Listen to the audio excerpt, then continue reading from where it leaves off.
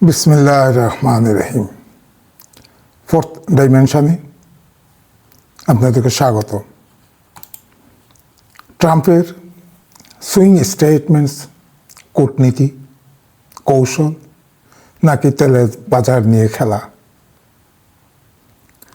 মধ্যপ্রাচ্যের বর্তমান সংকটকে শুধু যুদ্ধ বা আলোচনার দৃষ্টিতে দেখলে আসল ছবি ধরা পড়বে না।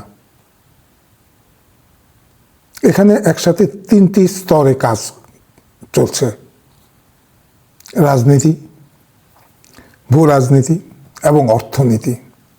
আর এই তিনটিকেই একসাথে না বুঝলে ট্রাম্পের সুইং স্টেটমেন্টস পুরোপুরি বোঝা যাবে না।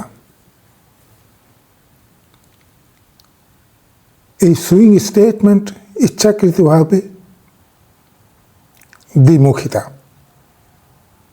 একই সময়ে ট্রাম্প বলে চুক্তি না হলে ভয়াবহ অবস্থা হবে, মাফ করবেন, চুক্তি না হলে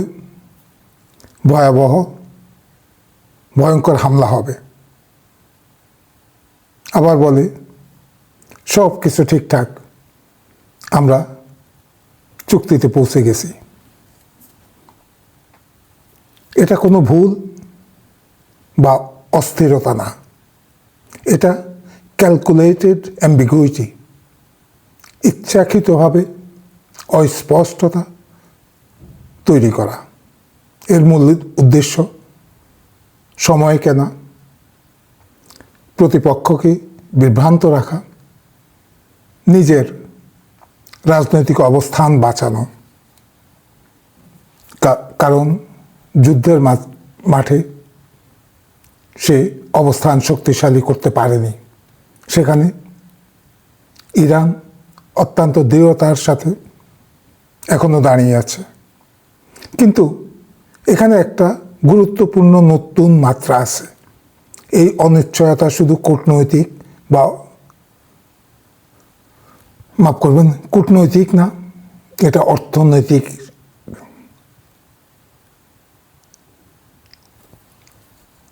এই সুইং স্টেটমেন্ট তেলের বাজারে একটা হিডেন লেয়ার।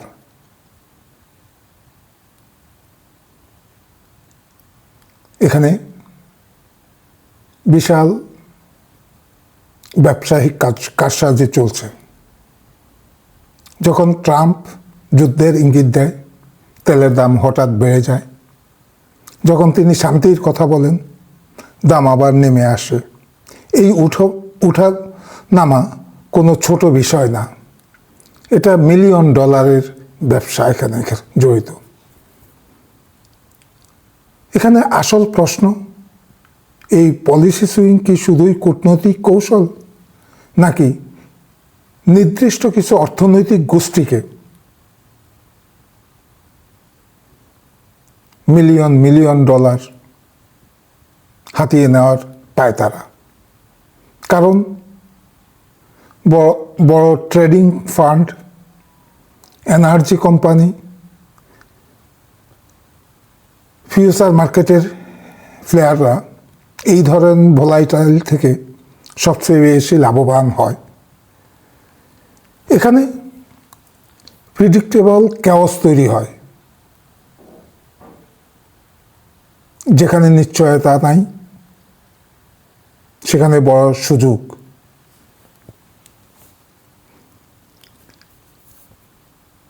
কেন ট্রাম্পের ফেস সেভিং ব্যর্থ হতে পারে?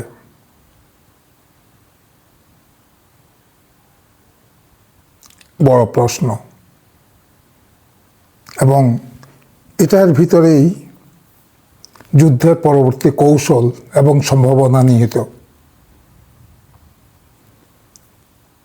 চীনের লক্ষ্য বহুদিনের, পেট্রো ইউয়ান প্রতিষ্ঠা করা, মানে তেল বাণিজ্যের ডলার থেকে সরানো, ইউয়ানকে বৈশ্বিক শক্তিতে পরিণত করা। বর্তমান সংকট চীনের জন্য সোনায় সোহাগা। ডলার ভিত্তিক সিস্টেম দুর্বল হচ্ছে। গলফ দেশগুলো বিকল্প ভাবছে, ইউয়ান গ্রহণযোগ্য হচ্ছে। তাই চীন কখনোই চাইবে না ট্রাম্প সহজে ডিল করে জিতে যায়, কারণ যুদ্ধ চলমান থাকলে ডলার দুর্বল হবে, চীন শক্তিশালী হবে। ট্রাম্প যে কারণে যুদ্ধ প্রলং করছে, সেটা প্রকারান্তে চীনের জন্য সুফল বয়ে আনতেছে। ট্রাম্পের বিকল্পও নাই, সে ঝোপ বুঝে কোপ মারার পায়তারা করছে, যে কোনো একটা অজুহাত নিয়ে আবার হয়তো হামলা হবে, শেষ রক্ষার চেষ্টা করবে।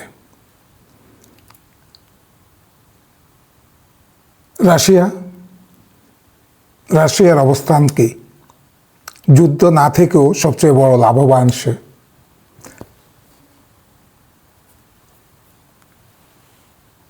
রাশিয়া এই পুরো পরিস্থিতিতে তেলের দাম বাড়িয়ে লাভবান হচ্ছে, নিজেকে মধ্যস্থকারী বানাচ্ছে, ইরানকে বিকল্প দিচ্ছে। চীন এবং রাশিয়া উভয়ই স্বীকৃত কৌশলগত বন্ধু চীন, এবং দীর্ঘদিন ধরে, মাফ করবেন, ইরানকে তারা সহায়তা করে আসছে। চীন রাশিয়া কখনোই ইরানকে ডাউন হতে দিবে না, আর ইরানও চীন রাশিয়াকে অ্যাবান্ডন করতে পারবে না, করবে না, কৌশলগত কারণেই। তাই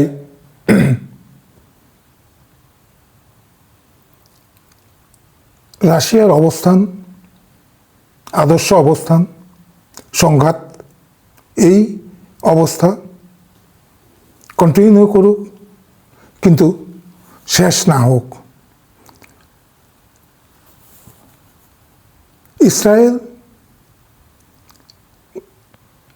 ইসরায়েলের গ্রেটার স্ট্র্যাটেজি, যুদ্ধ থামানো যাবে না। ইসরায়েল যেই পর্যায়ে পরিস্থিতিকে নিয়ে গেছে, যুক্তরাষ্ট্রকে টেনে যুদ্ধের মাঠে নামিয়েছে,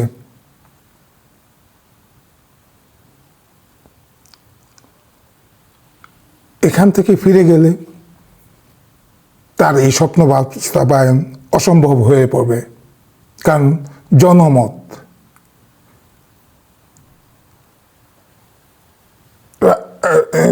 বিশ্ব জনমত এখন ইসরায়েলের বিপক্ষে। ইউরোপ, আমেরিকা যেভাবে অন্ধভাবে ইসরায়েলকে সমর্থন দিয়ে গেছে, তার সকল অপকর্মে তাদের সমর্থন পেয়েছে। বর্তমান পরিস্থিতিতে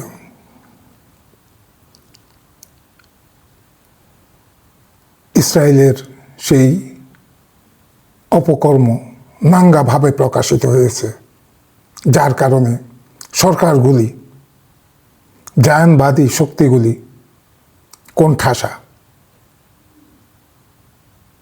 ইসরায়েলের দীর্ঘমেয়াদী লক্ষ্য ইরানকে দুর্বল করা, আঞ্চলিক শক্তির ভারসাম্য বদলানো,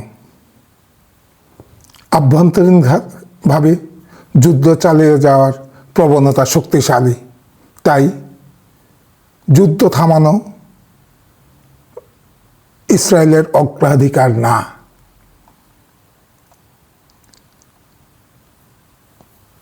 কিন্তু প্রশ্ন হলো ট্রাম্প কোথায় দাঁড়িয়ে?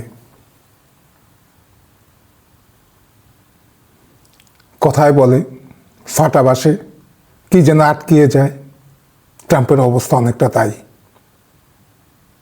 এখন ট্রাম্প একাধারে চারিদিকে চাপের মধ্যে।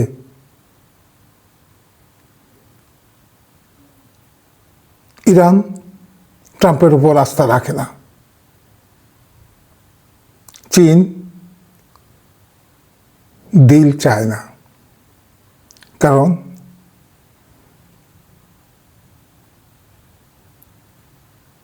ইউয়ানের সম্ভাব্য উত্থান আবার দুর্বল হবে।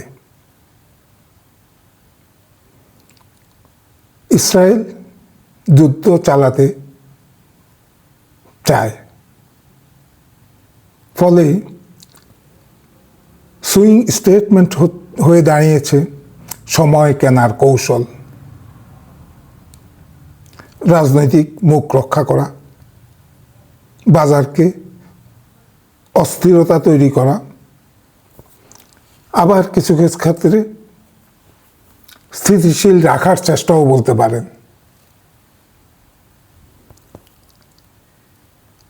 তাই এখন এই পরিস্থিতিটা কি, কোন অবস্থায় আমরা দাঁড়িয়ে? সবচেয়ে গুরুত্বপূর্ণ প্রশ্ন, ট্রাম্প কি শুধু সময় কিনছে, নাকি একটি নির্দিষ্ট সঠিক মুহূর্ত খুঁজছে, বড় সিদ্ধান্ত নেওয়ার জন্য অপেক্ষা করছে, সম্ভবত ইসরায়েলের সাথে সমন্বয় করে যে কোনো বাহানায় তারা আবার হুমড়ি খেয়ে পড়তে পারে। এই খেলার আসল শক্তি কারা? এই সংকট এখন আর একক দেশের নিয়ন্ত্রণে নাই।